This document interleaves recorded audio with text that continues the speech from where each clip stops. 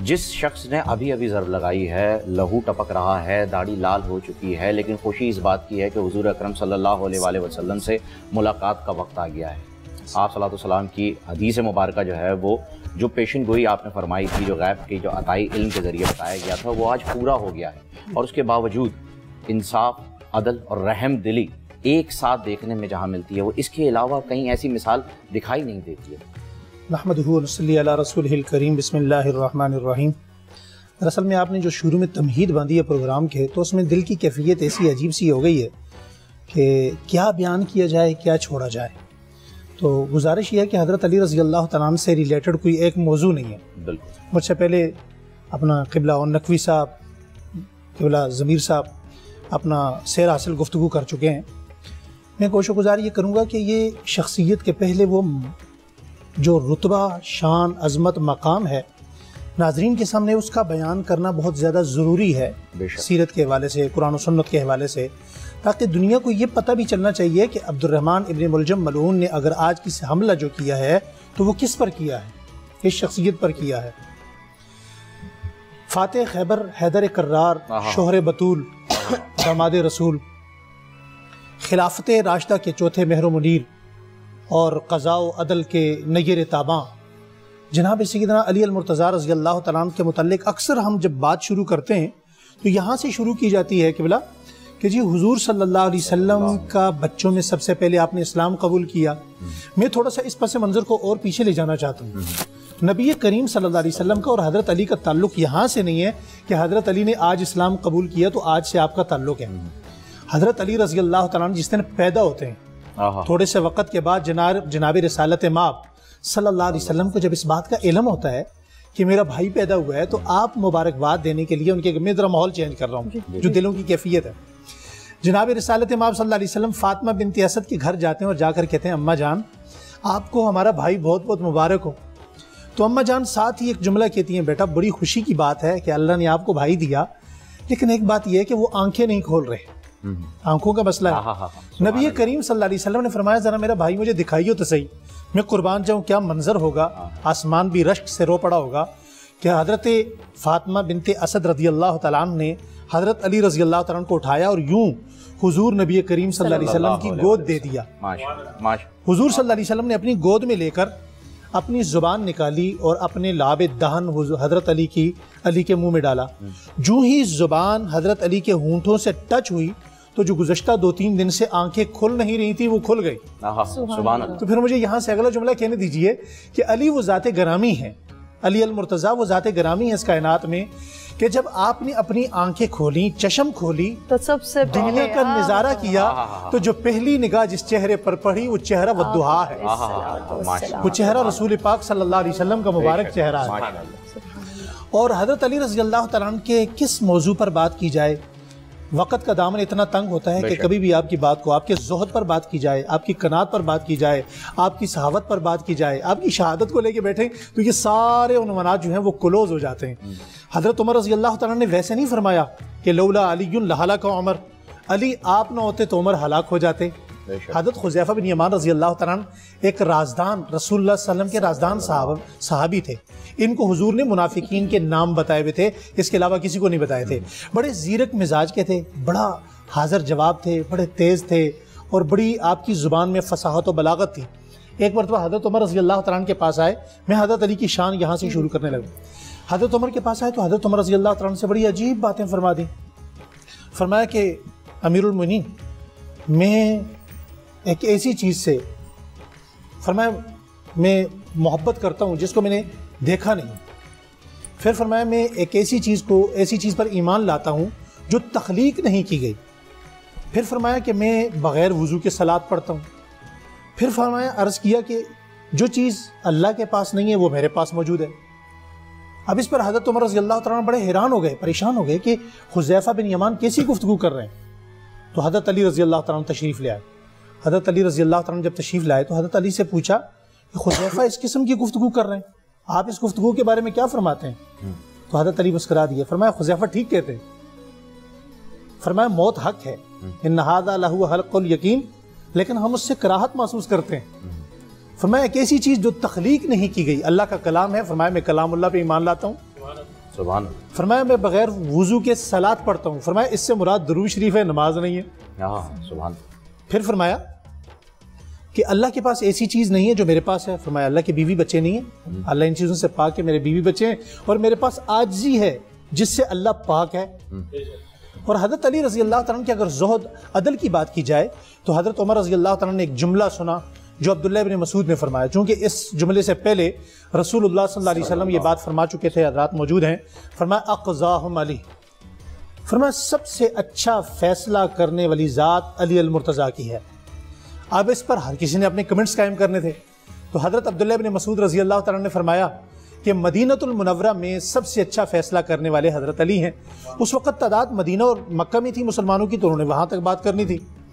حضرت عمر کو یہ بات پتہ چلی. حضرت عمر رضی اللہ تعالیٰ نے فرمایا کہ عبداللہ ابن مسعود, آپ نے حضرت علی کے متعلق جو بات فرمائی وہ غلط ہے. سارے صحابہ حیران ہو گئے کہ اب حضرت عمر کیا کہیں گے. آپ ممبر پہ تشریف لائے, جمعے کا دن ہے, آپ نے خطبہ دیا. فرمایا میرے بھائی عبداللہ ابن مسعود نے حضرت علی کے بارے میں فرمایا کہ علی مدینۃ المنورہ میں سب سے اچھا فیصلہ کرنے والے. تو میں حضرت عبداللہ ابن مسعود کے نسواز کا رد کرتا ہوں. میں عمر یہ کہتا ہوں کہ روئے زمین پر علی سے اچھا فیصلہ کرنے والا کوئی نہیں. سبحان اللہ, سبحان اللہ. کائنات, پوری کائنات میں علی سے اچھا فیصلہ کرنے والا کوئی نہیں ہے. یہی تو وجہ ہے کہ بڑے فخر کے ساتھ چیف جسٹس پوری کائنات کے چیف جسٹس. یہی وجہ ہے کہ حضرت ابوبکر صدیق رضی اللہ تعالیٰ سے کسی نے پوچھا آپ کے زمانے میں, عمر کے زمانے میں حالات بڑے اچھے ہیں, تو فرمایا ہمارے مشیر جو علی ہیں. اور حضرت علی رضی اللہ تعالیٰ سے جب کہا گیا کہ ان کے زمانے میں حالات بڑے اچھے تھے, آپ کے زمانے میں ایسے نہیں ہے, فرمایا ان کا مشیر میں تھا, میرے مشیر تم. اور حضرت علی رضی اللہ تعالیٰ کی اگر زہد کو ہم دیکھیں نا, آج میں ایک جملہ آپ کے توسط سے اپنے ناظرین کو دینا چاہتا ہوں. لاکھوں لوگ سنتے ہیں اور بڑا خوبصورت پیغام روزانہ آپ کی وجہ سے جاتا ہے. دنیا میں آج مسلمان جو بھی عمل کرتا ہے اس کی جزا دنیا میں جاتا ہے. میں یہ کروں گا تو مجھے یہ ملے گا, میں یوں کروں گا قبلہ, میں یوں کروں گا تو مجھے یہ ملے گا, نماز اتنے نوافل پڑھوں گا تو یہ ملے گا, تلاوت اتنی کروں گا تو یہ ملے گا. حضرت علی رضی اللہ تعالیٰ نے اس کا صحیح مفہوم مطلب سمجھایا. کسی نے کہا علی رضی اللہ تعالیٰ آپ اتنی خوبصورت عبادت, اتنی خوبصورت تلاوت, اتنی خوبصورت ریاضت اس لیے کرتے ہیں کہ آپ کو جنت ملے گی. فرمایا میں عبادت جنت کے لیے نہیں کرتا, یہ تو تجارت ہے. اور میں عبادت جہنم کے خوف سے بھی نہیں کرتا کہ میں نہیں کروں گا تو جہنم میں چلا جاؤں گا. فرمایا پھر اتنی خوبصورت ریاضت, ایسی خوبصورت تلاوت, ایسی خوبصورت قرآن پاک پڑھنا اور ایسا خوبصورت علم, اس کا اظہار, اتنی عبادت یہ کس لیے کی جاتی ہے؟ فرمایا میں جنت اور جہنم کے خوف اور تجارت کے طور پہ نہیں, میں یہ عبادت اس لیے کرتا ہوں کہ میرا رب اس لائق ہے. سبحان اللہ. میں یہ عبادت اس لیے کرتا ہوں کہ میرا رب اس لائق ہے. رہی بات آپ کے فیصلوں کی, تو صحابہ اکرام رضوان اللہ تعالی علیہم اجمعین جہاں کہیں بھی کسی مشکل میں پھنستے اور اس فیصلے کو کرنے والی ذات کس کی ہوتی؟ جناب سیدنا علی المرتضیٰ رضی اللہ تعالیٰ عنہ. جیسے فیصلے حضرت علی رضی اللہ تعالیٰ نے کیے, دیکھیں نا اب یہ فیصلہ کتنا مشکل ہو چکا کہ 2 بچے ہیں, ایک بچے کو بھیڑیا کھا گیا یا جانور اٹھا کر لے گئے. اب ایک بچہ ہے تو 2 مائیں آپس میں لڑ پڑیں, ایک کہنے لگی یہ بچہ میرا ہے, دوسری ماں کہنے لگی یہ بچہ میرا ہے. اب یہ فیصلہ عدالت میں آیا تو عدالت میں اس کا گواہ بھی کوئی نہیں ہے, فیصلہ ہونا ہی بڑا مشکل ہے. تو حضرت علی رضی اللہ تعالیٰ نے فرمایا مجھے دیجیے, اس کا فیصلہ میں کرتا ہوں. حضرت علی کے پاس فیصلہ آیا, حضرت علی نے فرمایا تلوار لائیے. جب تلوار لائی گئی فرمایا اس کے 2 ٹکڑے کرو, آدھا بچہ ایک کو دے دو, آدھا دوسری کو دے دو. اب جس کا بچہ تھا اس نے کہا نہیں اسے دے دو. حضرت علی نے فرمایا بچہ ہے اس کا. بے شک ماں کا دل بولا. جی بے شک, ماشاءاللہ کیا خوبصورت گفتگو چل رہی ہے. آغا بھائی میں چاہوں گا کہ کچھ لوگ جو ہیں وہ آج کے اس دن سے جو ہے وہ اپنی مرادیں بھی پوری کروا لیں, اور ان کو جو وظائف جن کی ضرورت ہے, جن مشکلات میں وہ ہیں آج, کیونکہ ہم دن ہی جو ہے وہ حضرت علی کرم اللہ وجہ کی نسبت سے منا رہے ہیں, تو ان لوگوں کا بھی جو ہے وہ ہمیں کچھ خیال رکھنا ہوگا. صداقت صاحب ہیں, حمیرہ والدہ کا نام بتاتے ہیں, پشاور سے ان کا تعلق ہے. انہوں نے کچھ انویسٹمنٹ دوست کے پاس کروا رکھی تھی, اب وہ نہ تو فون اٹھاتا ہے نہ ہی نفع دیتا ہے. وہ کیوں فون اٹھائے گا؟ آپ نے بس اس کا اس دور میں اس کے پاس انویسٹمنٹ کر دی ہے. وہ کہتے ہیں نا اگر کسی کو پہچاننا ہو تو یا تو اسے پیسے ادھار دے دو یا سفر کر لو. تو یہ انگلش والا سفر کیا ہے. جی اللہ تعالیٰ آسانی فرمائے. اعوذ باللہ من الشیطان الرجیم, بسم اللہ الرحمن الرحیم.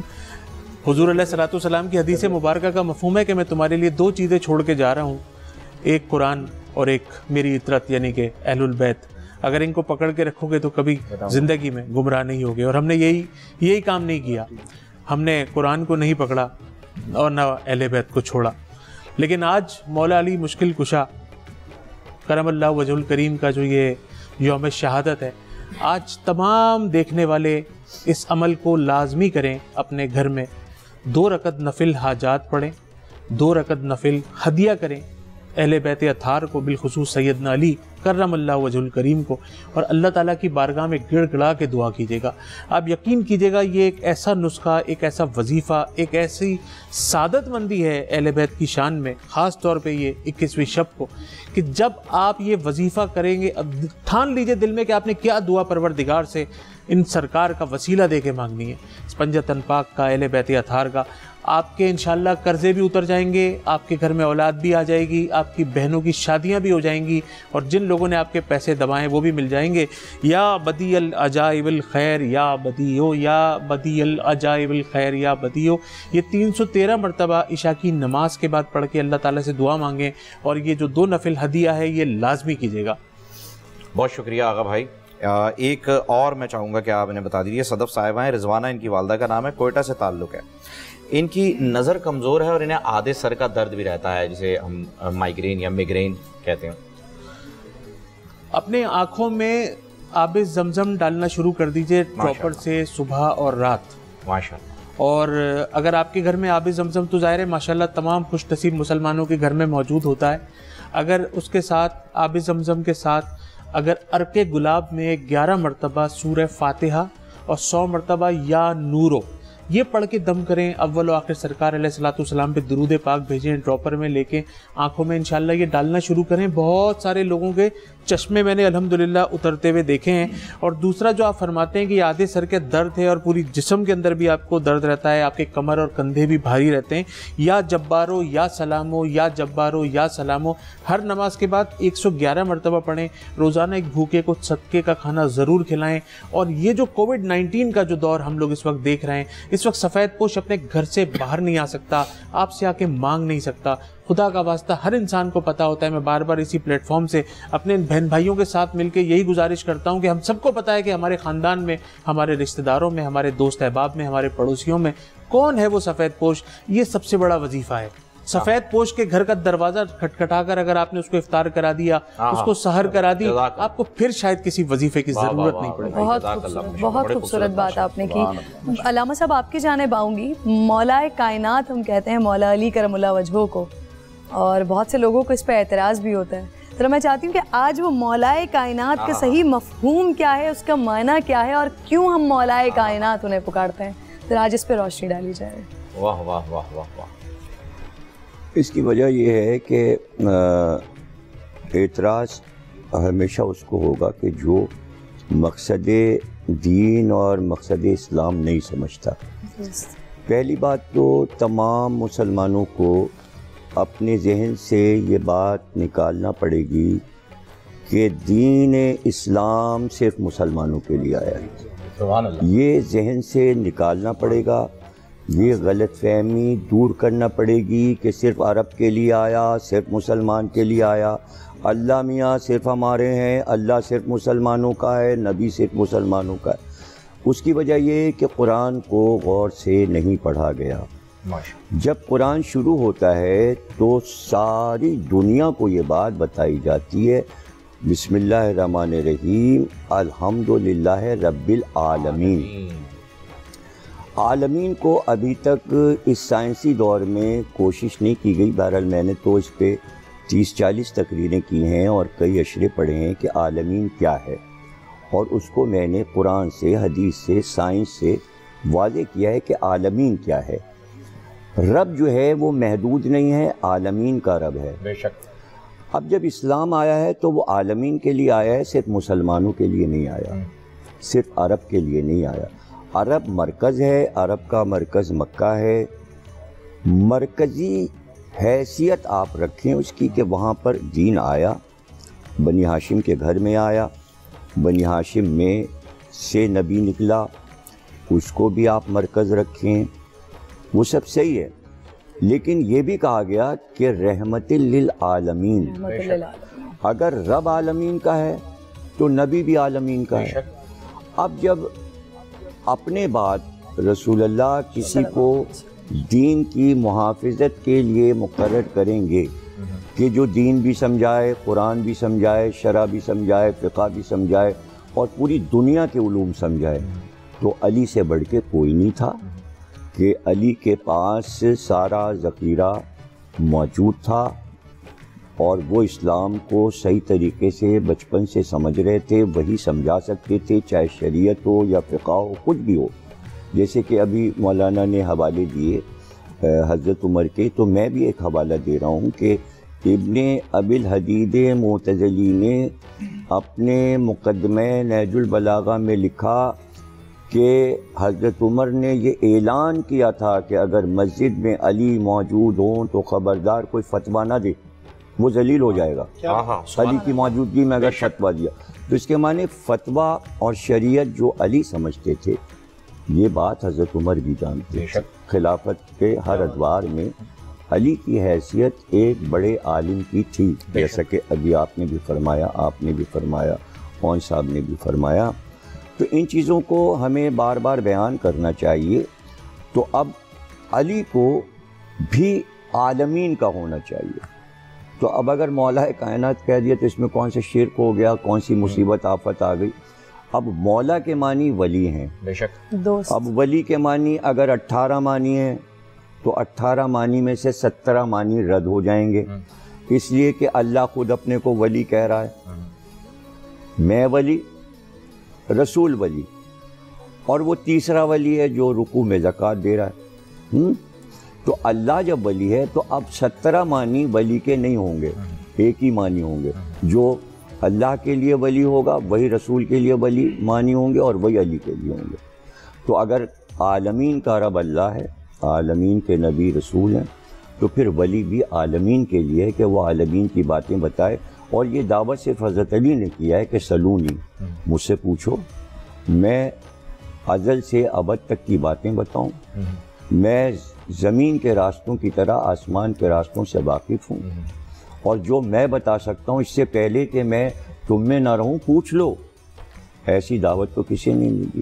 اب جتنا جس کا ظرف اور حوصلہ تھا اس نے پوچھا، اور جتنا پوچھا اسی سے وہ علم علی کا سب کاغذ پہ آ گیا، لوگوں نے محفوظ کیا. اور جہاں بھی علم کی یہ خاصیت ہے کہ علم پسند دنیا کے کسی کونے میں ہو، وہ کھنچ کے وہاں پہنچ جاتا ہے. تو جب علی نے مسجد کوفہ کو علم کا مرکز بنایا تو یونان کا عالم بھی آ گیا، ایران کا عالم بھی آ گیا، روم کا عالم بھی آ گیا. جہاں جہاں علم تھا وہ بھاگ کر دوڑ کر وہاں آ گیا، اور پھر اس نے اپنے ظرف اور اپنے علم کے مطابق علی سے پوچھا. اور آج وہ علم اتنا ہے کہ اب آپ کو دیکھیں کہ نہج البلاغہ کو 23 جلدوں میں شرح کے ساتھ ابن ابی الحدید معتزلی میں 200 250 جلدیں علی کی سوانح حیات پر عربی فارسی میں لکھ دی گئی ہیں. بے شک. یعنی میری تو الماری اوپر سے نیچے تک جو ہے نا کمرہ بھرا ہوا ہے مولا علی، مولا علی. یعنی میں نے ایک پورشن صرف نہج البلاغہ کا بنایا ہے، ایک پورشن صرف ولایت علی کا بنایا ہے، ایک علی کا سوانح حیات کا بنایا ہے، ایک علی کے علم کا بنایا ہے. صرف آپ وہ کتب خانہ کمرہ میرا دیکھ لیں جو علی سے بھرا ہوا ہے. اور دنیا کے کتب خانے، یعنی میں دنیا کے ہر بڑے کتب خانے میں گیا ہوں. کانگریس لائبریری واشنگٹن گیا، ہالینڈ کے، جرمنی کے، فرانس کے، لندن کے بڑے کتب خانے. آپ یقین کریں صرف میں کہتا تھا علی، تو لائبرین جو مقرر ہے انڈیا حافظ لائبریری میں، بہت بڑی لائبریری ہے، وہ بس کہتا تھا اور وہ چیز لا کے میز پہ رکھ دے. وہ کہتے تھے 2 منٹ میں کتاب آتی ہے. وہ چاہے کسی منزل پر ہو وہ جناب آ جاتی ہے. میں نے کہا حضرت علی پہ جو انگریزوں نے کتابیں انہوں نے تھوڑی سی دیر میں جناب ڈھیر لگا دیا. بالکل سبحان اللہ. یہی وہ علم. اب اس میں آپ کو ایک واقعہ سنانا چاہ رہا ہوں جو لوگ سن رہے ہیں. ایک عیسائی عالم ہے، اس کا نام ہے جارج جرداق. ابھی عدل پہ بات کر رہے تھے مولانا، تو اس وقت مجھے یہ بات یاد آئی.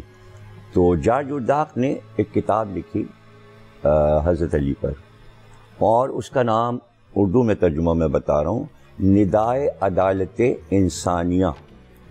ابھی مولانا نے حضرت عمر کا ایک واقعہ سنایا کہ وہ صرف اسلام کے فیصلہ کرنے والے نہیں بلکہ کائنات کے ہیں. بے شک. تو اس نے یہ لکھا کہ علی عدالت انسانی کے فیصلہ کرنے والے. یعنی آواز آ رہی ہے انسانی عدالت میں علی علی، وہ اس نے لکھا.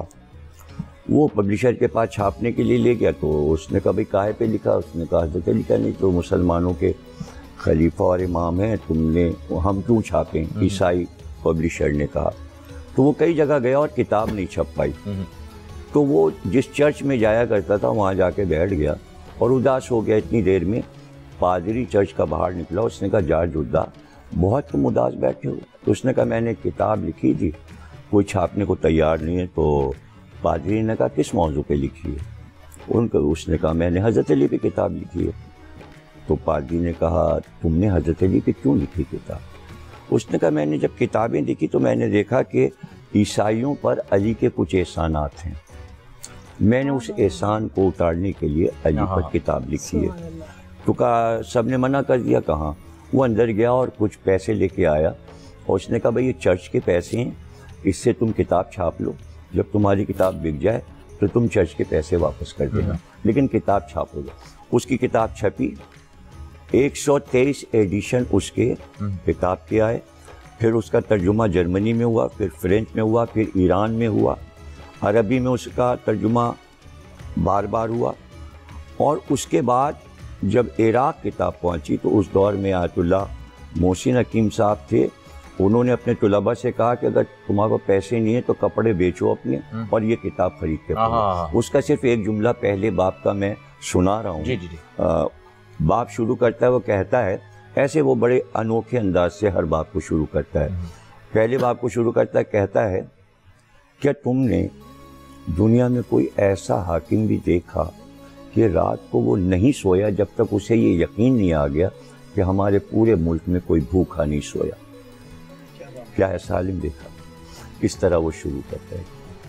تو اس کتاب کو بھی اگر آپ پڑھیں اور غیر اقوام میں جو کچھ مولا علی کے بارے میں کہا اس کو پڑھیں، اور ان چیزوں کو عام کرنے کی ضرورت ہے کہ علم سے اکبر الہ آبادی جو کہ جسٹس تھے اور جج تھے الہ آباد کے، وہ کہا کرتے تھے کہ بھائی تعلیم ہو ہی نہیں سکتی اس لیے کہ تعلیم کا دل علی ہے. جب آپ تعلیم لکھیں گے بیچ میں علی لکھا، تے این لام یہ میم، تے اور میم کے بیچ میں علی لکھا. تو جہاں آپ تعلیم لکھیں گے بیچ میں علی، تو وہ کہتے تھے کہ تعلیم کا دل علی ہے، علی کے بغیر علم نہیں. سبحان اللہ، ماشاء اللہ، کیا خوبصورت بات علامہ صاحب آپ نے کر دی ہے. علیم بھی ہے. عابد بھائی آپ کی جانب آنا چاہیں گے مفتی صاحب. اور جیسا کہ یہ سوال یہاں سے شروع ہوا تھا کہ مولا کائنات کے اوپر کچھ لوگوں کا اعتراض ہو جاتا ہے، تو اسی بات کو اگر آگے بڑھاتے ہوئے آپ ہی اس بات کی وضاحت کر دیں کہ من کنت مولا فہذا علی. اعوذ باللہ من الشیطان الرجیم، بسم اللہ الرحمن الرحیم. الحمدللہ رب العالمین والصلاة والسلام علی سید الانبیاء والمرسلین. میں یہ کہہ رہا تھا کہ یہ سوال تو اہل تشیع سے پوچھنے والا ہی نہیں تھا. ہاں جی بالکل، واہ واہ، یہ سوال پوچھنے والا اہل سنت سے تھا. اس کا جواب تو کپڑا ہٹا دیں یار، تو آپ بہت اچھا مہربانی کریں گے، میرے سمجھ میں کچھ نہیں آ رہا. کپڑا ہٹا دیں آپ، یہاں کوئی کرونا نہیں ہے. اب علامہ صاحب علاج بھی بتا دیں گے. اچھا سمجھ نہیں. کرونا کا علاج زمزم ہے، زمزم. ارے ماشاءاللہ، ایک قطرہ پلا دیں کرونا غائب. سبحان اللہ، ماشاءاللہ. یہ بھی ہماری ٹرانسمیشن کے لیے بس آپ جو ہے نا بریکنگ نیوز بھی ہے کہ علامہ ضمیر جعفری صاحب نے، ضمیر نقوی صاحب نے ماشاءاللہ کہ یہاں پر ہمارے اللہ تعالیٰ آپ کو زندگی دے، صحت دے اور تندرستی دے. تو یہ ہماری ٹرانسمیشن کے لیے ماشاءاللہ ناظرین گرامی بڑی بریکنگ نیوز ہے کہ علامہ صاحب نے یہاں پر ہمیں کورونا کا علاج بتا دیا. جی عابد بھائی. شکر، جزاک اللہ خیر. میں یہ کہہ رہا تھا جو سوال علامہ سے کیا وہ سوال ہم اہل سنت سے کرنے والا تھا. بالکل مشہور تو سب لوگ، مطلب جس طرح کل ہماری ڈسکشن ہوئی تھی کہ اس امت کو تقسیم کیا گیا کہ محرم میں مجالس شیعہ کر لیں اور ربیع الاول میں میلاد سنی کر لیں. واہ واہ واہ واہ. حالانکہ اہل بیت بھی ہمارے، بے شک، مولا علی بھی ہمارے، بے شک، مولا کی مولائیت کا اقرار کرنے والے بے شک دنیا بھر کے اہل سنت، امام حسین اور شہدائے کربلا رضوان اللہ تعالی علیہم اجمعین کی شہادت منانے والے اہل سنت. تو یہ تفریق تو امت میں ہونی ہی نہیں چاہیے کہ آپ یہ محرم کر لیں، آپ ربیع الاول کر لیں، آپ یہ کر لیں. اور یہ والا سوال جو ہے اس کے اوپر بھی لوگوں کا کانسیپٹ یہ ہے کہ شیعہ لوگ مانتے ہیں ہاں جی مولا علی، ایسا نہیں ہے؟ بے شک شیعہ بھی مانتے ہیں، ہاں جی، شیعہ ہی نہیں مانتے، شیعہ بھی مانتے، یہ امت مانتی ہے۔ سبحان اللہ، بہت سبحان اللہ، بہت خوبصورت، جن کے صدقے میں کائنات بنائی گئی ہے انہوں نے بتلا دیا ہے، تو پھر کیسے نہیں کیونکہ یہ اعلان اس نے کیا ہے بے شک، جو رب العالمین نے رحمت للعالمین بنا کر بھیجا ہے، اور اس نے یہ اعلان کیا ہے جس کے لیے میں رحمت للعالمین مولا ہوں، اس کے لیے یہ علی مولا ہے۔ سبحان اللہ۔ اور عابد بھائی، یہ غیر مسلم بھی مانتے ہیں؟ اور یہ غیر مسلم بھی مانتے سب ہیں، مانتے ہیں جی، یہ عالم انسانیت کے مولا ہیں، بے شک، جس نے حضور سید عالم صلی اللہ علیہ وسلم کو مانا ہے، بے شک، اس پر حق ہے کہ وہ مولا علی مشکل کشا، شیر خدا، حیدر کرار، جن کی گواہی رسول خدا صلی اللہ علیہ وسلم دیتے ہیں کہ لا فتح الا علی لا سیف الا ذوالفقار، جو مخزن علم اور ادب ہیں، بے شک، جو پیکر شجاعت و کردار ہیں، جو شب ہجرت میں زندہ کردار ہیں، سبحان اللہ، واہ واہ واہ، جو بستر مرگ اگر اسے کہا جائے تو غلط نہ ہو، شب ہجرت میں وہ ایسا زندہ کردار ہیں کہ پوچھا بعد والوں نے اس رات نیند کیسے آ گئی؟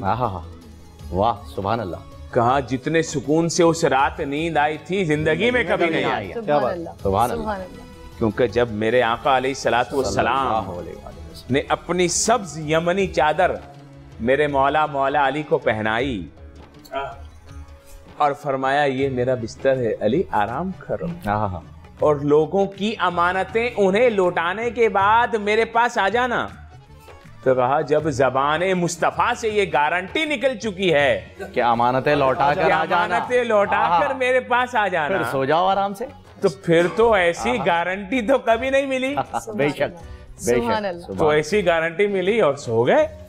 اور میرے آقا علیہ الصلوۃ والسلام نے پھر مٹی ایک مٹھی میں لی اور پھر سورہ یاسین شریف کی 9 آیات پڑھتے ہوئے اور پھر ان لوگوں کی طرف اچھال دی۔ آج بھی میں آغا صاحب ایسے وظائف بتاتے ہیں، ایک وظیفہ میں بھی بتا دوں، اجازت ہے؟ اچھا، یہ جو میرے آقا علیہ الصلوۃ والسلام نے پڑھا وَجَعَلْنَا مِن بَيْنِ أَيْدِيهِمْ سَدًّا وَمِن خَلْفِهِمْ سَدًّا فَأَغْشَيْنَاهُمْ فَهُمْ لَا يُبْصِرُونَ، یہ حصار ہے، بے شک، اگر دشمنوں میں گھر جاؤ تو اس کو 7 مرتبہ پڑھ لو تو دشمنوں کے سامنے سے گزرو گے، دشمنوں کو نظر نہیں آؤ گے، بے شک، بے شک۔ تو میرے آقا علیہ الصلوۃ والسلام نے پھر جب وہ مٹی پھینکی تو اللہ گواہی دیتا ہے وَمَا رَمَيْتَ إِذْ رَمَيْتَ وَلَكِنَّ اللَّهَ رَمَا، پیارے پھینکی تو آپ نے نہیں پھینکی، آپ کے رب نے پھینکی ہے، واہ واہ، یہ ہے۔ تو تبھی تو ہم کہتے ہیں تعظیم مصطفیٰ در حقیقت تعظیم خدا ہے، اطاعت مصطفیٰ در حقیقت اطاعت خدا ہے، محبت مصطفیٰ در حقیقت محبت خدا ہے، اور جن کے بارے میں خود رسول اللہ اعلان کر رہے ہیں مولائیت کا، واہ واہ واہ واہ، یعنی ولی بنانے کا، بے شک، مددگار بنانے کا، سرپرست بنانے کا، دنیا اور آخرت میں مددگار بنانے کا، ماشاء اللہ، صرف دنیا کی بات نہیں ہے، نہیں جی، وہاں پر بھی علم وہی ہے، یہاں خیبر کا علم بھی یہی ہے، واہ واہ واہ واہ واہ واہ، تو دنیا میں بھی اور آخرت میں بھی، قیامت میں بھی، سبحان اللہ۔ ایسا نہیں ہے کہ اہل بیت کا سہارا ہمیں صرف دنیا میں ہے، ہمیں قبر میں بھی انہی کا سہارا، بے شک، سردار بھی وہی ہیں ہمارے، اور انہی کا سہارا ہمیں قیامت میں بھی ہے، بے شک، بے شک۔ اور پھر میں آپ کو بات بتاؤں کہ من کنت مولا ہو فہذا علی مولا کے ساتھ آگے ہے اے اللہ جس نے ان سے محبت کی، سبحان اللہ، اے اللہ تو بھی ان کو محبوب بنا لے، سبحان اللہ۔ اور من عادا، اے اللہ جس نے ان سے نفرت رکھی، بغض رکھا، عداوت رکھی، بے شک، اے اللہ تو بھی ان کو اپنا مبغوض کر دے، استغفر اللہ، اپنا غضب والا کر دے، جو ان سے غضب رکھے گا۔ اہل بیت سے محبت کے بغیر ایمان ہی کامل نہیں ہے۔ خود رسول خدا صلی اللہ تعالی علیہ وسلم کو جب اللہ عز و جل نے آیت کریمہ نازل فرمائی قل لا اسألکم اجرا، इल्ला अल-मवद्दत फिल क़ुरबा। प्यारे हबीब सल्लल्लाहु अलैहि वसल्लम आप फरमा दीजिए, मैं तुमसे तबलीग दीन के बदले में, मैं तुमसे जहन्नम से हटाकर जन्नत की तरफ रास्ता दिखाने के बदले में, जब इतने हिजरत के बाद असहाब ने खजानों के ढेर लगा दिए कि हुजूर सैयद आलम सल्लल्लाहु अलैहि वसल्लम अब हिजरत करके आए हैं, सहाबा भी हैं, तो ये खराजात का क्या होगा? सब ने माल इकट्ठा किया, कहा ले जाओ, मुझे नहीं चाहिए। आयत करीमा नाजिल होती है, प्यारे आप फरमा दीजिए, कुल ला अस्अलुकुम अलैहि अजरा, हमें अपनी तबलीग दीन के बदले कोई अजर नहीं चाहिए। हाँ, एक चीज का सवाल है, इल्लल मवद्दत फिल क़ुरबा, मेरे अहले बैत अतहार से प्यार करो। सुभान अल्लाह, मेरे अहले बैत से प्यार करो। बेशक ये अल्लाह फरमा रहा है, बज़बाने मुस्तफा फरमा रहा है। बेशक बेशक। और फिर कौन है? क़ुरबा। और जब अहले बैत की खास बात भी आए तो ये यमनी चादर लेकर एक दफा अपने घर से बाहर आते हैं। ये रिवायत कौन कह रही है? हरते अम्मा आयशा सिद्दीक़ा तैयबा ताहिरा सलामुल्लाह अलैहा रज़ियल्लाहु ताला अन्हा वारदा अन्हा फरमाती हैं, मैंने देखा कि पहले हुसैन आते हैं, मेरे सरताज रहमत आलमियान सल्लल्लाहु अलैहि वसल्लम ने उन्हें यमनी चादर में ले लिया, फिर हुसैन आते हैं, हसन आते हैं, उनको ले लिया। इतने में देखा तो फातिमा और अली भी तशरीफ लाते हैं, रिदवानुल्लाह अलैहिम अजमाइन, अपनी चादर में ले लिया। फरमाया, या इलाहल आलमीन हाउलाए अहले बैती, ये मेरे घर वाले हैं। सुभान अल्लाह। और अम्मा आयशा रिवायत कर रही हैं। इसमें तहदीद नहीं है कि सिर्फ यही है, मगर खास इनके लिए जो फरमाया, देखो हर फूल की अलग खुशबू है। बेशक। हम कौन होते हैं? किसी का ग्रेड ऊपर किसी का नीचे करने वाले? बिल्कुल। माशाल्लाह, अहले बैत अतहार से प्यार का दर्ज। इतनी प्यारी बात कर दी है ना मुफ्ती साहब, आपने इतनी प्यारी बात कर दी। अल्लामा औन साहब, आपकी जानिब आना चाहूँगा। खूने अली है टपका ज़मीन पर जगह जगह, वो ज़मीन तो बड़ी खुशकिस्मत हुई, ज़मीन की तो मुराद पूरी हो गई कि उसे किस शख्सियत का खून मिल गया। यहाँ पर इस अहम शख्सियत की शहादत के बारे में बहुत सी बातें होती हैं, लेकिन जब हम 21 रमज़ान पे बैठते हैं तो उमूमन ऐसा होता है कि हम शहादत पर ही बात करते हैं। मेरी गुजारिश ये थी कि अल्लामा साहब ने भी शुरू में यही फरमाया था कि हम आज मौला कायनात के इल्म की बात करेंगे, मौला कायनात के फ़ज़ाइल की बात करेंगे। तो फ़ज़ाइल अली जो हैं वो बयान हो नहीं सकते एक नशिस्त में, और ज़रूरी है कि वो ज़्यादा से ज़्यादा बयान होने चाहिए। तो जो हैदर कर्रार हैं, शेर खुदा हैं, फ़ातिह खैबर हैं, उस वक्त जब खैबर का मार्का नहीं हो पा रहा था, फ़तह नहीं हो पा रहा था खैबर, तारीख़ में रिवायतों में मिलता है कोई 39 दिन हो गए थे या 40 दिन हो गए थे, फिर अलम जो है वो अल्लाह ताला के हुक्म से हज़रत अली करमुल्लाह वजह के पास आया और एक हाथ से उस खैबर को उखाड़ फेंका। मैं चाहूँगा कि इस वक्त इस वाक़े खैबर की जो फजीलत है आप उस पर ज़रा रोशनी डालिए, ताकि पता चले कि हैदर कर्रार, और वो जो कहा जाता है ना कि अली का नाम सुनता है तो अब भी है खैबर काँप जाता है, तो वो आज भी जो कहीं दीवार हिलती है, कहीं दर काँप जाता है, अली का नाम सुनता है तो हैदर काँप जाता है, खैबर काँप जाता है। माशाअल्लाह, आपके सवाल में कई सवालात हैं। जी बिल्कुल। एक तो आपने फरमाया कि मौला अली अलैहिस्सलाम का खून जहाँ जहाँ गिरा उस जगह की क्या अहमियत होगी, तो अंदाज़ा लगा लें कि जहाँ अली अलैहिस्सलाम का खून गिरा वो मस्जिद कूफा है कि जहाँ पर कोई भी शख्स एक दिन के लिए भी जाएगा तो नमाज पूरी पढ़ेगा, उसकी नमाज का असर नहीं है। मस्जिद कूफा आज भी लोगों के लिए वो आला मुकाम है। अली का खून करबला में गिरा हुसैन की सूरत में, तो आज करबला मोहल्ला है। अली अलैहिस्सलाम का खून सामरा में है, काज़मैन में है, मशहद मुक़द्दस में है। अली अलैहिस्सलाम का खून पूरे अरब व अजम में आज रोशनी का मीनारा है, इसलिए कि अली अलैहिस्सलाम का खून नबी का खून है, लहमा का लहमी दमों का दमी। इसलिए फरमाया कि अव्वल मा खलक़ल्लाहु नूरी, अल्लाह ने सबसे पहले मेरा नूर खल्क़ किया और उसी नूर का हिस्सा अना व अली मिन नूरिन वाहिद।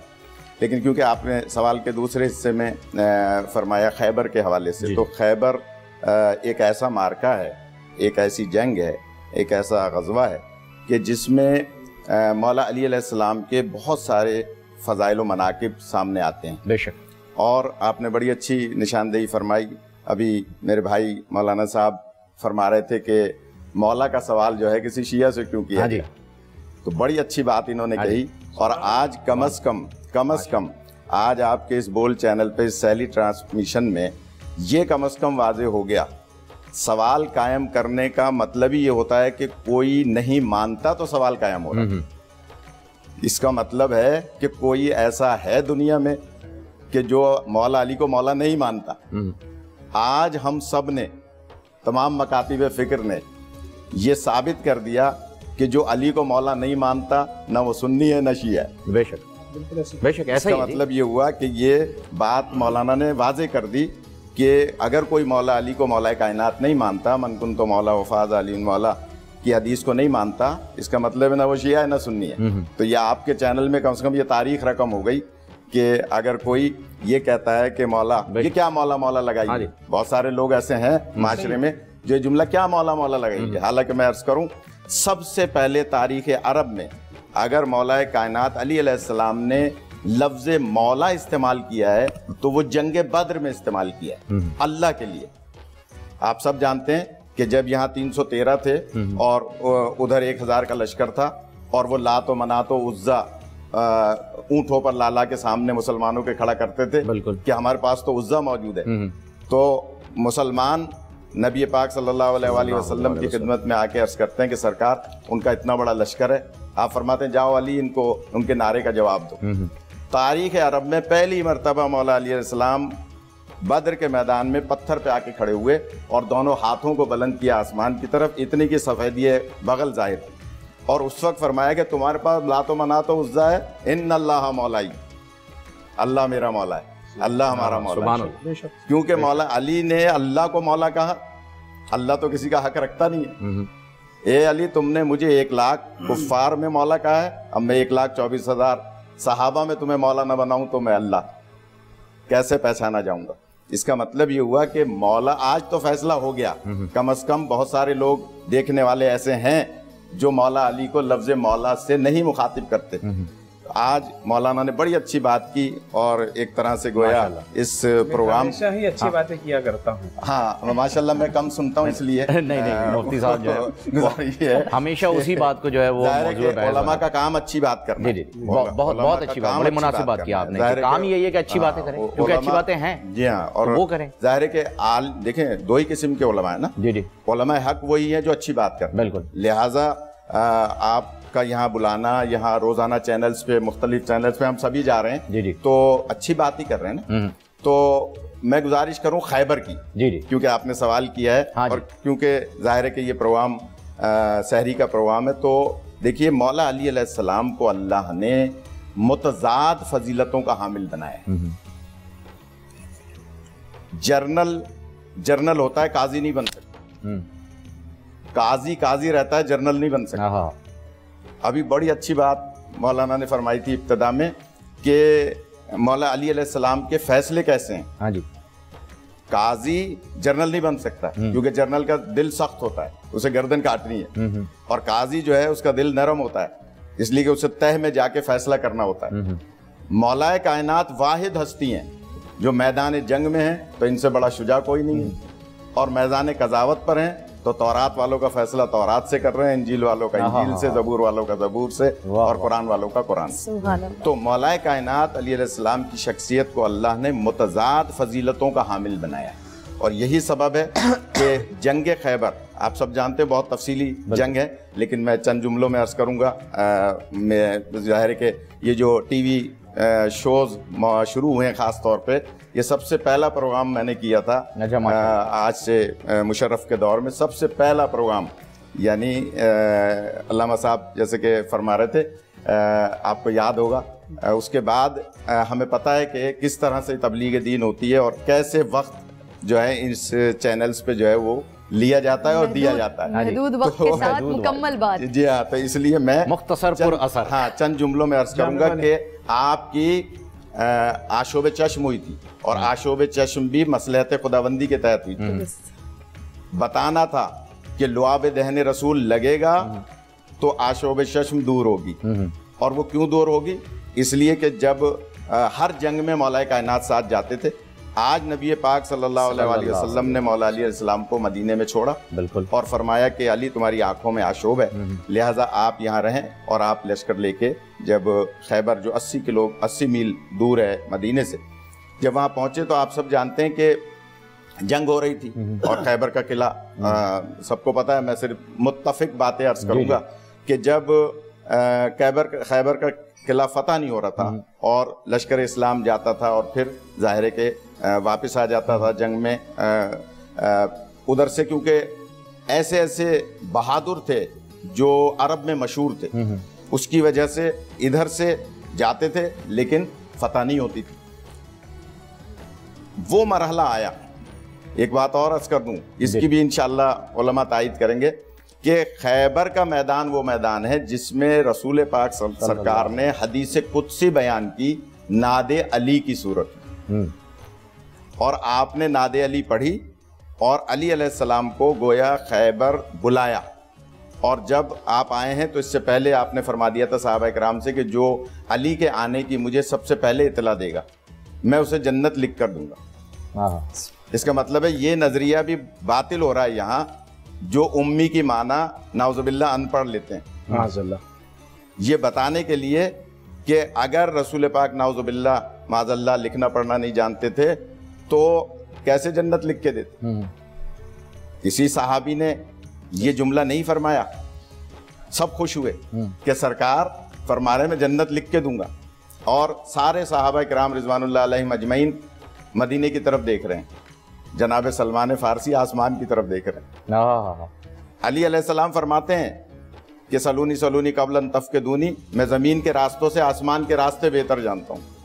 ہمارے ایک بہت بزرگ عالم گزرے ہیں، وہ فرماتے ہیں کہ علی ابن ابی طالب نے آسمان کے راستوں کا پتہ 2 راتوں میں دیا ہے، ایک خیبر والی رات اور ایک معراج والی رات، کہ آسمان کے راستوں کا پتہ کس طرح سے دیا جاتا ہے. بہرنو مولا کائنات جب وہاں پہنچے خیبر کے میدان میں تو آپ نے اپنی لعاب دہن سے گویا مولا علی علیہ السلام کی آنکھوں میں لعاب دہن لگایا، اور اس کے بعد آپ فرماتے ہیں کہ اس کے بعد میری آنکھیں کبھی دکھی نہیں، کبھی مجھے آشوب چشم نہیں ہوا.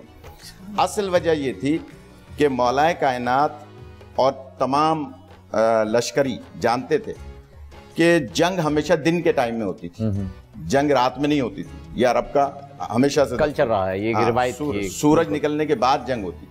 اور جو خیبر کا قلعہ تھا اس کا جو دروازہ تھا اس پہ سونا چڑھا ہوا تھا، اور اس کی ایسی روشنی تھی کہ جب ادھر سے سورج نکلتا تھا تو وہ روشنی ایسی پڑتی تھی کہ ادھر سے آنے والا کوئی بھی اس کے گھوڑے تک کی آنکھیں چندیا جاتی تھی. بالکل اس کی سورج کی روشنی شعاعیں آتی تھیں. بالکل. تو نبی پاک نے سرکار کی آنکھوں میں، مولا علی کی آنکھوں میں ایسا لعاب دہن لگایا کہ وہ جو سورج کی روشنی تھی اس کا اثر مولا کی آنکھوں پہ نہیں پڑا. بے شک. اور وہ جو آگے خندق کھدی ہوئی تھی اس کو مولا نے پار کیا، اور جا کر جب آپ، بہت طویل واقعہ ہے لیکن میں بس مختصر عرض کروں گا کہ مولا کائنات نے خیبر کے قلعے کو جب اکھاڑا، اس کے بعد آپ نے اس دروازے کو اکھاڑ کر اور جو آگے خندق کھدی ہوئی تھی اس پر الٹے ہاتھ سے اس کو اٹھا کر، اور صحابہ کرام رضوان اللہ علیہم اجمعین سے فرماتے ہیں کہ آئیے اس پہ سوار ہو جائیے اور اندر داخل ہو جائیے.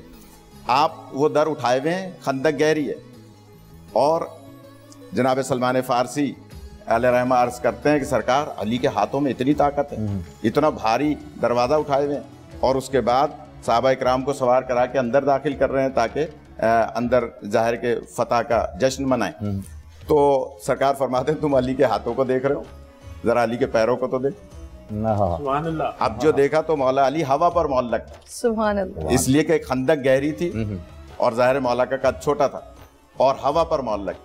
اس کا مطلب یہ ہوا کہ خیبر میں بتا دیا کہ ایک خندق پار کریں گے تو علی کے ذریعے سے، تو جب کوثر پہ جانا ہے، جنت میں جانا ہے تو نبی اور علی کے ذریعے سے جانا ہے. تو خیبر کا مارکا، اس میں بہت سارے راز ہیں، ظاہر ہے کہ ٹائم کم ہے تو میں عرض کرتا، لیکن یہ علی علیہ السلام ہے کہ جو ہر جنگ کے آپ کو فاتح نظر آئیں.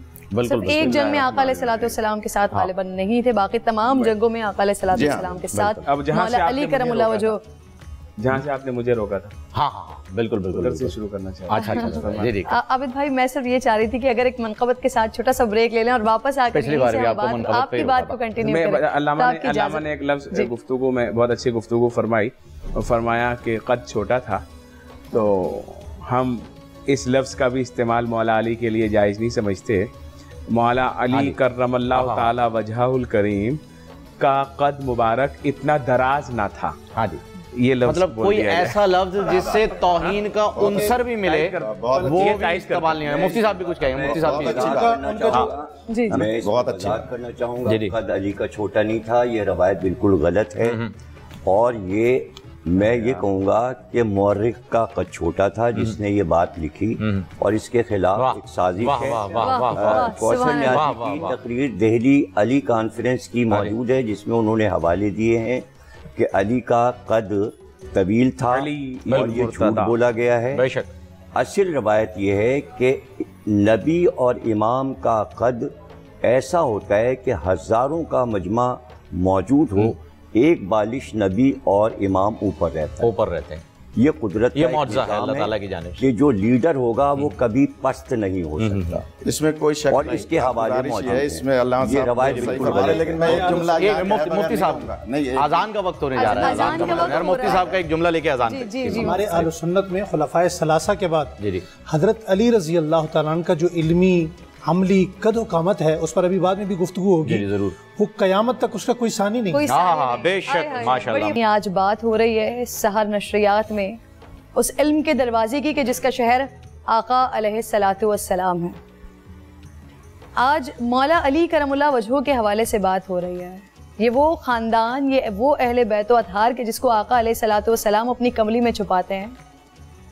ان سے محبت کرنے والا اللہ کا محبوب ہو جاتا ہے, ان سے بغض رکھنے والا اللہ کے لیے ناپسندیدہ ہو جاتا ہے. یہ وہ خاندان ہے, سب سے اعلیٰ خاندان, اس دنیا کا سب سے معتبر خاندان, یہ وہ خاندان ہے. لیکن اسی خاندان کے وہ لوگ کہ جہاں مسجد کوفہ سے لے کر کربلا کی تپتی ہوئی زمین تک اس خاندان کے لاشیں دکھائی دیتے ہیں, بیٹیوں کی سسکیاں اور آہیں دکھائی دیتی ہیں. 21 رمضان کو ام کلثوم اور زینب بابا کا لاشا دیکھتی ہیں, اور کربلا کی اس تپتی زمین پر زینب بھائی کا لاشا دیکھتی ہیں.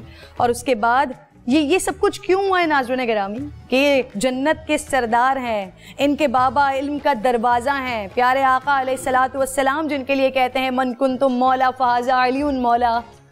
یہ سب کچھ کیوں ہو رہا ہے؟ نانا کے دین کو بچانے کے لیے ہو رہا ہے. پیارے آقا علیہ الصلاۃ والسلام کی تعلیم کو, ان کے علم کو بچانے کے لیے ہو رہا ہے, ہم تک پہنچانے کے لیے ہو رہا ہے. ورنہ یہ تو وہ ہستیاں ہیں کہ آقا علیہ الصلاۃ والسلام جہاں چاہتے ہاتھ رکھتے اس مقام کو, اس جگہ کو جنت کا گہوارہ بنا دیتے.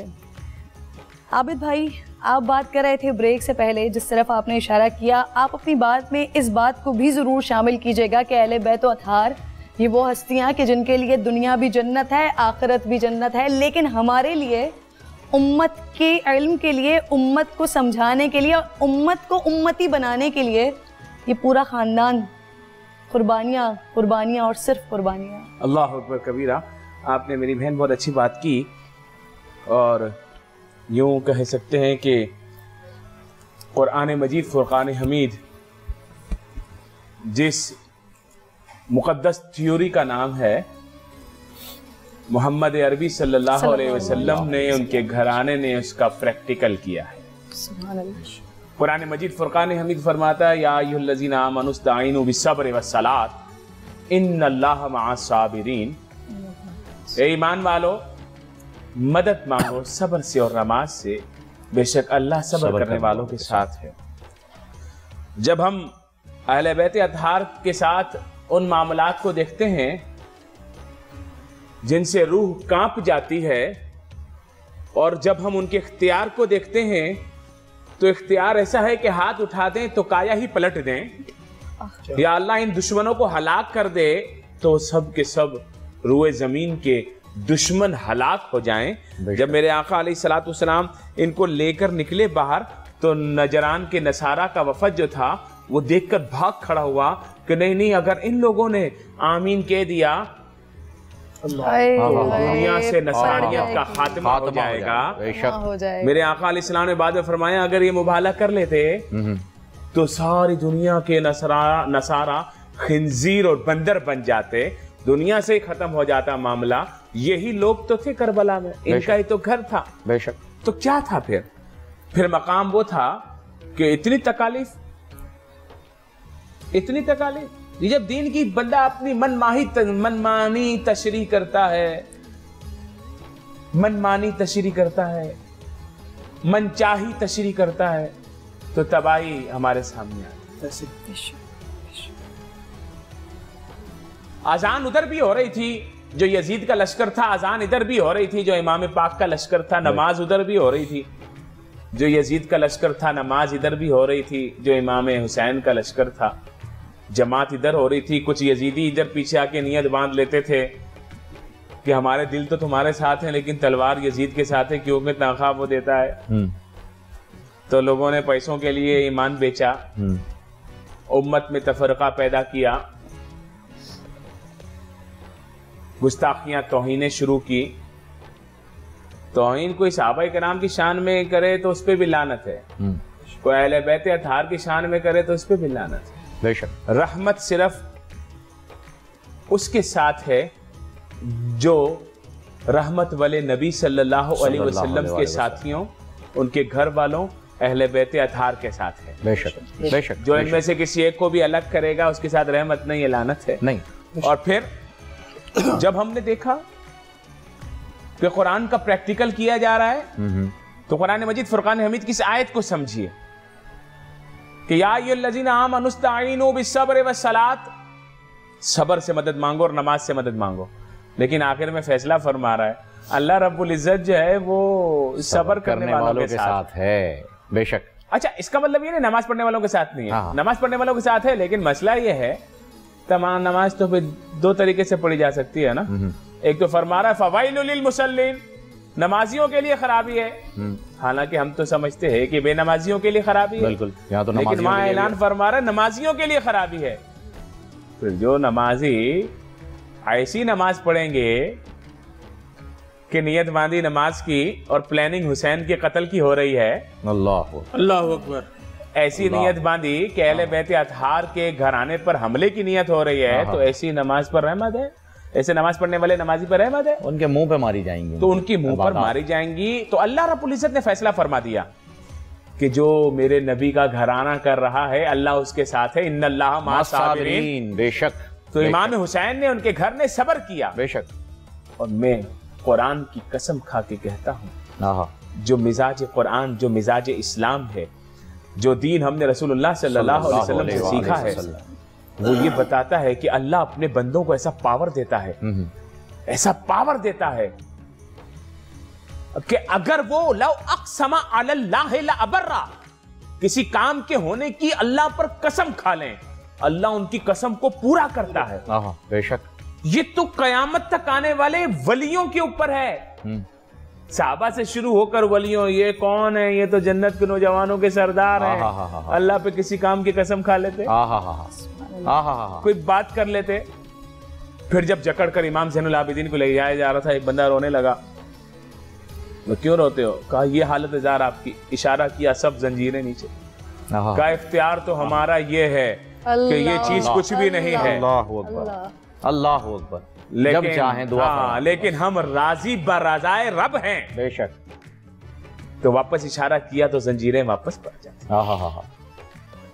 اور پھر جب معاملات تھوڑے دن گزرتے ہیں, امام زین العابدین اور سب اہل بیت اطہار اپنے گھروں میں ہیں, تو ایک بھاگا بھاگا آتا ہے, دروازہ بجاتا ہے, پانی پلا دو. واہ واہ واہ واہ. کہاں سے آیا؟ کچھ نہیں پوچھا, کھانا بھی کھلایا, پانی بھی پلایا. پھر ڈرتے ڈرتے پوچھتا ہے کہ آپ نے پہچانا؟ کہا میں تجھے بھی پہچانتا ہوں, تیرے باپ کو بھی پہچانتا ہوں.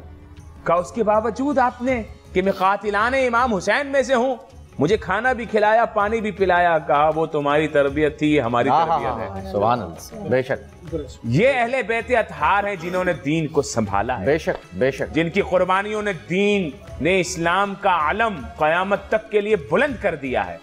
ہم ان کے ماننے والے ہیں. مولا علی کرم اللہ تعالی وجہہ الکریم اور ان کے گھرانے کا جو احسان اسلام پر ہے، میں اس کو سمرائز کرتا ہوں تھوڑا سا میں آپ کو، اس حدیث پاک کو بھی، کہ جب مقام غدیر خم کے مقام کی حدیث پر جب آئے، کھڑے ہوئے، فرمایا شروع ہوا، مجھ سے پیار کرتے ہو؟ کہا ہم سب پیار کرتے ہیں۔ کہا میں بھی تم سے پیار کرتا ہوں۔ پھر حضرت مولا علی کا ہاتھ پکڑا، سبحان کہا من کنتم مولا ہو فعلی مولا، جس کا میں مولا ہوں، جس کا میں مددگار ہوں، جس کا میں والی ہوں، جس کا میں ناصر ہوں، علی بھی اس کے مددگار ہے، علی بھی اس کے مولا ہے۔ آقائیت ان کو دی، اعلان فرما دیا، سب نے قبول کر لیا۔ اور پھر آگے چل کے کیا فرماتے ہیں؟ نظر الی علی عبادت، مولا کے چہرے کو دیکھنا بھی عبادت ہے، سبحان اللہ، ذکر علی عبادت، سبحان اللہ۔ یہ اہل تشیع کی کتابوں میں ہے کہ نہیں؟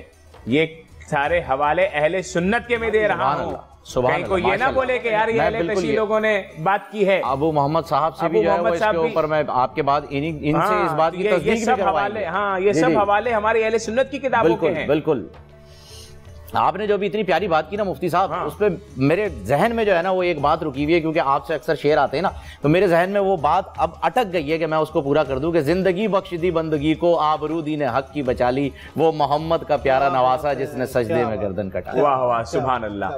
اور پھر کمال آپ نے بات کی، تو میں ان احادیث کو چند کوٹ کرنا چاہ رہا تھا۔ نظر علی عبادت، ذکر علی عبادت، سبحان اللہ۔ اور فرمایا یہ خاص صحابی ہے نا، کرم اللہ وجہہ الکریم، سبحان اللہ۔ یہ صحیح ورڈ جو ہے وہ یہ ہے کرم اللہ وجہہ الکریم، مفعول ہے نا، اس لیے اس پر زبر ہے، کہ جس کے چہرے کو تکنا عبادت ہے، اللہ نے اس کے چہرے کو ایسی عزت دی۔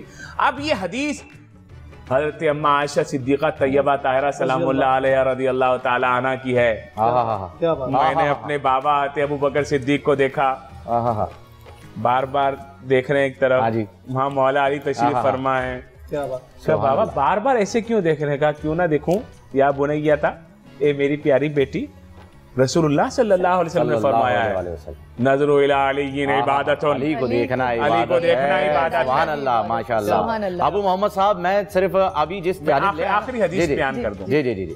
اب یہ مقام مولا کا، ہاں جی بے شک، خلفائے راشدین میں سے ہیں، عشرہ مبشرہ میں سے ہیں، ہمارے سر کے تاج ہیں، وہ مقام جو ان کو ملا، حسنین کے بابا ہیں، سیدہ زہرا کے سرتاج ہیں، سبحان اللہ عز و جل۔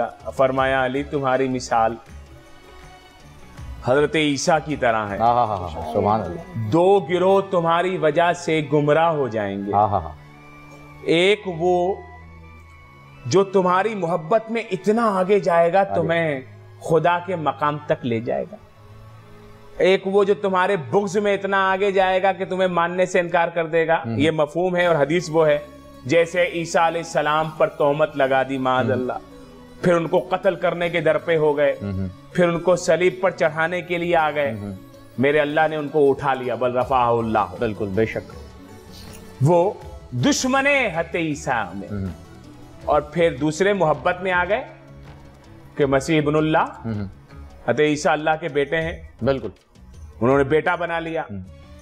تو یہ امت جس کے بارے میں فرمایا کہ ہمیشہ حق پر قائم رہے گی، اسی میں سے دو گروہ ایسے بھی آئیں گے۔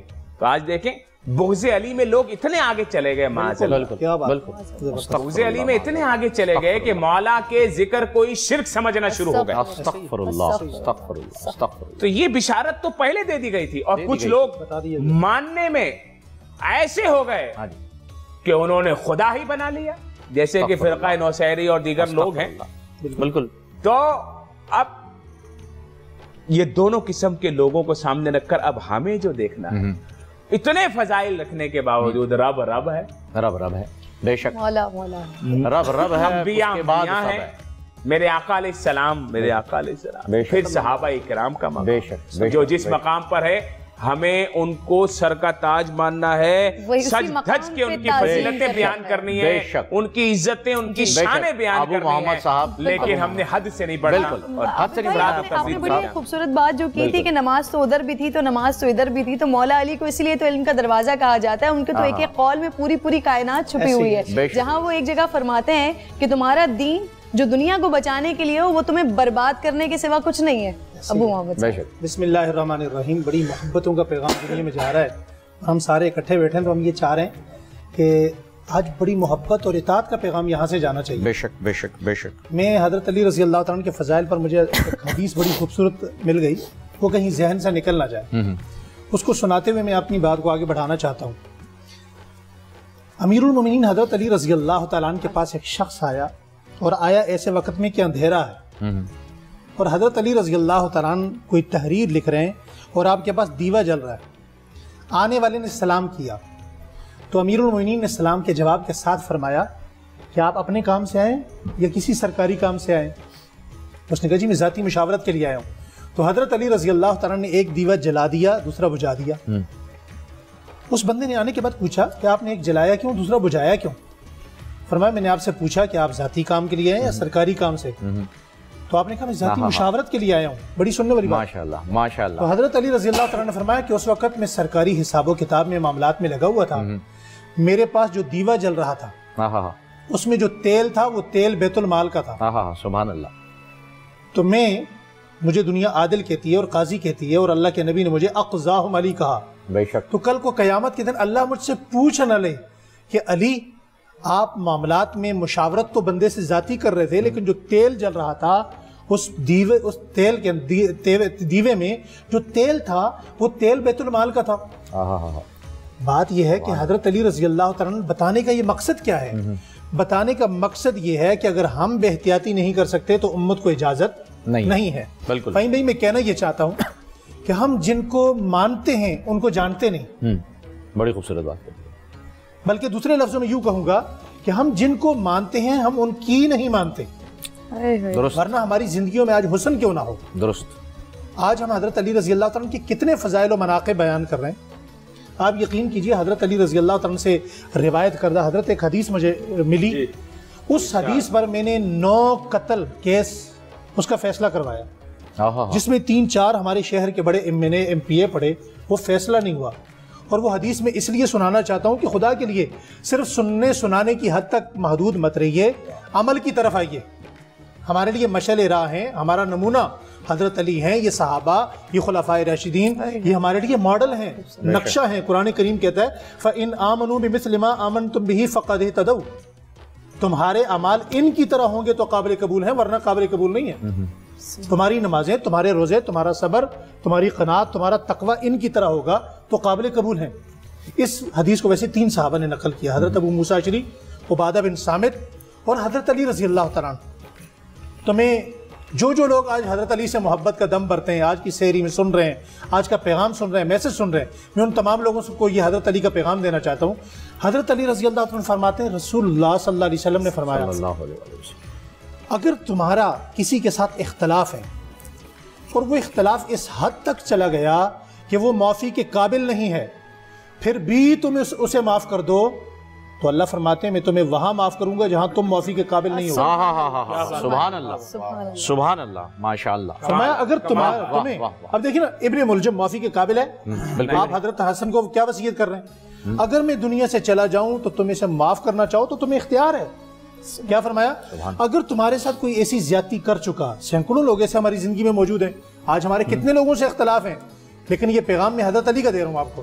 فرمایا کہ اگر کوئی شخص ایسا ہے جس نے ایسی غلطی کر لی جو معافی کے قابل نہیں, فرمایا تم اسے پھر بھی معاف کر دو, تو اللہ فرماتے ہیں میں تمہیں وہاں معاف کروں گا جہاں تم معافی کے قابل نہیں, کیونکہ وہ بندہ تمہارے ہاں معافی کے قابل نہیں تھا. اور اگلا جملہ اسی حدیث کا اگلا جملہ, فرمایا اگر کوئی بندہ ایسا تھا تمہاری زندگی میں کہ وہ معافی کے قابل نہیں تھا اور تم نے معاف نہیں کیا, تو فرمایا میں اللہ بھی تمہیں وہاں معاف نہیں کروں گا جہاں تم معافی کے قابل نہیں ہوگے. اب ایمانداری سے سوچئے کہ کیا ہم سب مل کر, یہ وجود تو ہمارا کپڑوں میں چھپا ہوا ہے, ہم اللہ کے ہاں معافی کے قابل ہیں نہیں, تو آئیے اس حدیث پر عمل کیجئے. یہ ہمارے بابا, یہ ہمارے بڑوں کی تعلیمات ہیں حضرت علی رضی اللہ تعالیٰ عنہ کی.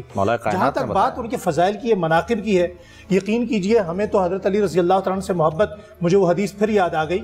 حضور صلی اللہ علیہ وسلم نے فرمایا منافق ہے وہ بندہ جس کے دل میں علی کی محبت نہ آئے. منافق ہے وہ بندہ جس کے دل میں علی کی محبت نہ آئے. یہ تو فتویٰ کس کا ہے؟ یہ کسی مفتی صاحب کسی مسلک کا بھی نہیں، نہ شیعہ کا نہ سنی کا، یہ تو آقا دو عالم صلی اللہ علیہ وسلم کی بات ہے. اور اگلا جملہ آپ صلی اللہ علیہ وسلم نے کیا فرمایا؟ فرمایا مومن ہے وہ بندہ جس کے دل میں علی کی محبت.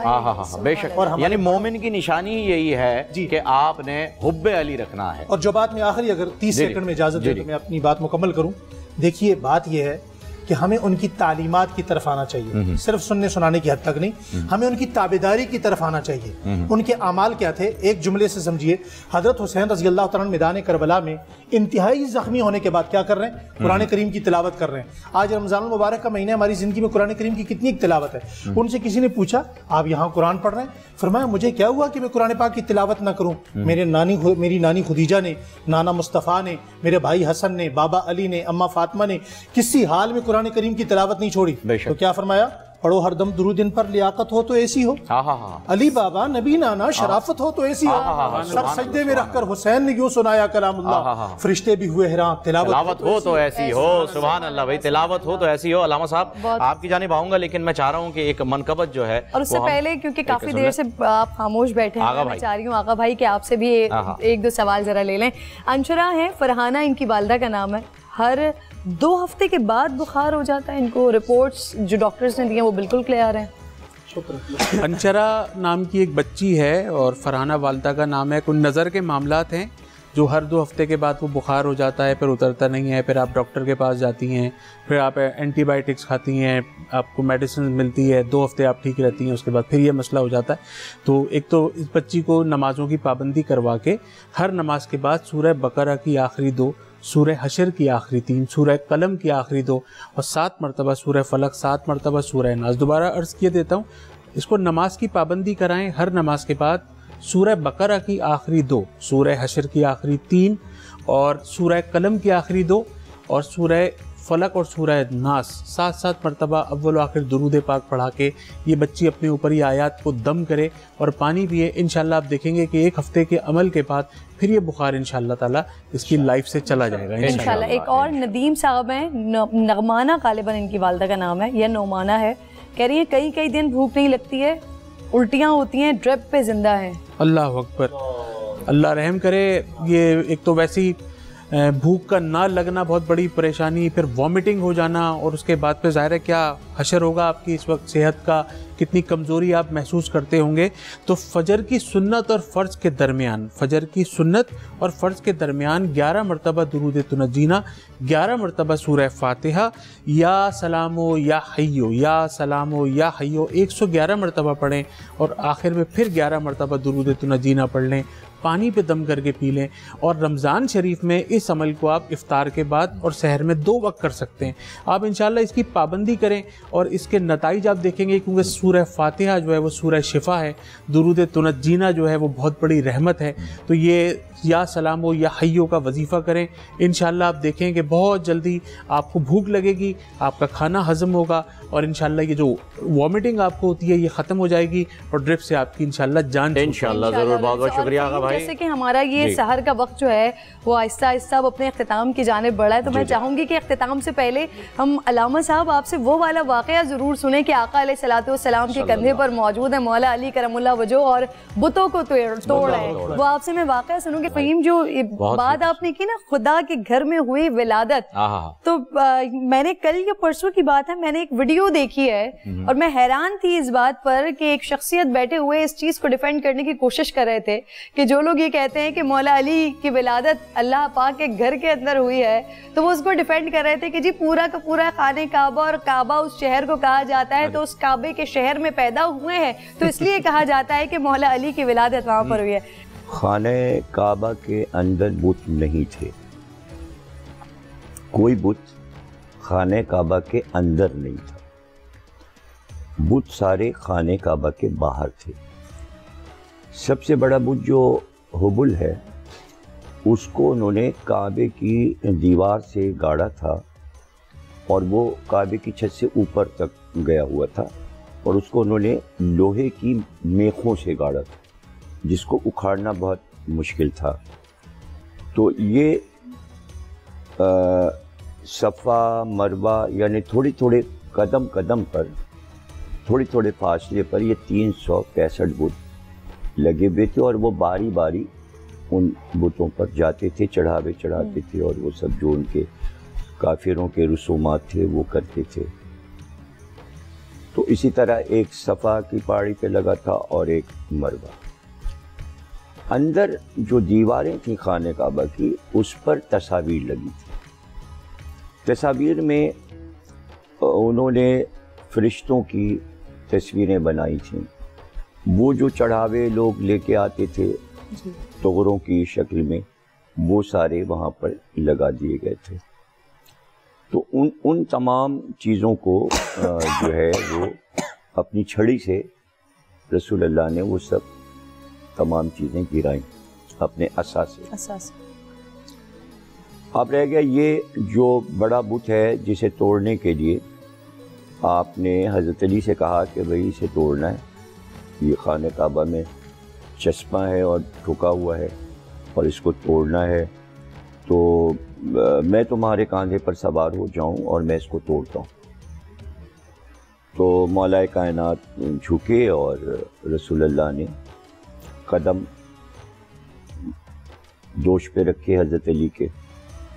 اب حضرت علی نے اٹھنا چاہا تو نہیں اٹھے, تو رسول اللہ اتر گئے آپ کے دوش سے اور کہا کہ دیکھو بار نبوت اب میرے بعد کوئی نہیں اٹھا سکتا. یہ دلیل ہے کہ میرے بعد اب کوئی نبی نہیں ہوگا, یعنی وہاں پر ختم نبوت کی دلیل رسول اللہ نے وہیں قائم کر دی, میرے بعد اب کوئی نبی نہیں آئے گا. یہ بات ثابت. علی تم میرے دوش پر آؤ اور تم توڑو. یہاں سے رسول اللہ جھکتے ہیں اور کہتے ہیں میرے دوش پر آؤ, اور کچھ وقفہ ہوا, یعنی حضرت علی نے کچھ دیر کی دوش پہ, تو رسول اللہ نے مڑ کر دیکھا بھئی دیر کیوں کر رہے ہو, آؤ میں جھکا ہوں میرے دوش پہ آؤ. تو دیکھا آپ اپنے نالین کے تسمے کھول لے. کہا نا نا نا نا ایسے ہی چپلیں پہنے ہوئے نالین پہنے ہوئے دوش پہ, کوئی ضرورت نہیں ہے نالین پہ. تو اسی طرح حضرت علی سوار ہوئے اور اس کو اشعار میں نسیم امروی صاحب نے, جوش صاحب نے, سب نے جب تعریف کی ہے علی کے شادی کی, تو اس میں امامے سے لے کے اور تمام چیزوں کی جب تعریف کی تو اس میں نالین کے لیے کہا نالین وہ جو دوش رسول تکے بار بار, یعنی ہر چیز کی ایک بلندی ہے. تو دوش پر حضرت علی آئے اور اس کے بعد آپ نے اس کو توڑنا شروع کیا حبل کو, اور آپ خود فرماتے ہیں کہ وہ اتنا مضبوط اس میں لگا ہوا تھا میخوں سے کہ اس کو اکھاڑ کے جب پھینکا ہے اور اس کا سر الگ کیا ہے تو زمین پہ باقاعدہ دھمک ہوئی ہے. اور یہ واقعہ اس وقت ہوا ہے کہ جب کوئی نہیں تھا. حبل جب توڑا گیا ہے تو رات کو توڑا گیا ہے, اور حضرت علی رات کو آئے ہیں اور رسول خدا آئے ہیں, اور اس کے بعد جب صبح یہ سب اٹھے دیکھا تو حبل ٹوٹا ہوا پڑا ہوا تھا, اور تمام بت توڑے جا چکے تھے جو اطراف خانہ کعبہ تھے, سب کے ٹکڑے ٹوٹے ہوئے پڑے تھے. تو ایک صورتحال یہ ہو گئی بتوں کے توڑنے کی. ظاہر ہے کہ یہ فتح مکہ جو ہے وہ بھی ہے, تو فتح مکہ کا خاص واقعہ یہی ہے بتوں کا توڑنا. پر نور سحر اور ذکر خدا نبیوں کی مدح سرائی. پیغام سنا اے باد صبا پرکیف صاحب آئی. پوشیدہ ہے ایمان کی راہ اللہ کی کتاب مقدس میں.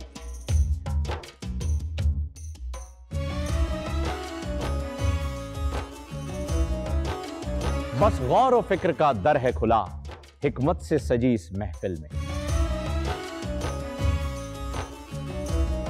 ہے لب پہ دعا زدنی علم روشن ہی رہے یہ سارا جہاں. رم جھم رحمت کی گھٹا ہر ایک نے ہدایت پائی. نعمت اور برکت سے سجا افطار و سحر کا دسترخواں. ننھے پھولوں نے مل کے کہا آج روزہ کشائی ہے. رمضان المبارک کی خصوصی نشریات رمضان میں بول.